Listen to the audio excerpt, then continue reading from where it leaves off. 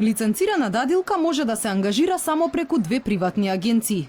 Ниту едно физичко лице не побарало дозвола од Министерството за труд и социјална политика, кое предвидува строги услови кој може да чува деца од предучилишна возраст. Тие мора да имаат диплома за завршено образование, да имаат лекарско уверение за здравствената состојба, да се психофизички здрави, да не им е одземено вршењето на родителско право и да имаат потврда дека не им е изречена казна за вршење на професија. Децата кои не посетуваат градинка да не се оставаат на чување со пријатели, соседи или познаници. За нив треба да се грижи соодветно образована и лиценцирана дадилка, велат психолозите, според кои првите 3 години од животот на детето се клучни за неговиот развој како личност. Затоа е многу важно кој ги воспитува децата додека се мали. Проблемот со најмување на непроверени негователки најчесто го гледаат во пренатрупаноста на градинките. Треба да водат сметка и за возраста на лицето на кое што му даваат на своето дете да го чува.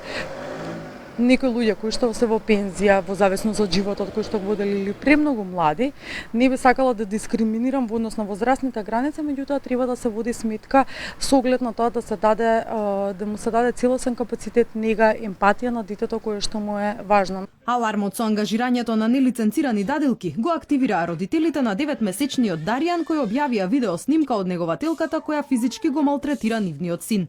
Таа им била соседка и подалечна роднина и немала никаква лиценца. Од првата детска амбасада меѓаши вела дека е голема храброст на родителите да ја објават снимката и оти овој случај е поттик за сите родители да внимаваат кому ги доверуваат своите деца. Сметаме дека судот ќе ги земе сериозно предвид видеоматеријалите на родителите кои се охрабриле да го снимат, затоа што имале основен сомнеш дека детето, бебето трпи насилство.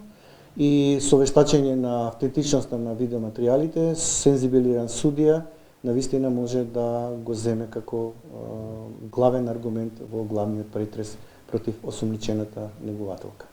61-годишната скопјанка која го тепаше малиот Даријан по наредба на судот се наоѓа во притвор во истражниот затвор во Шутка.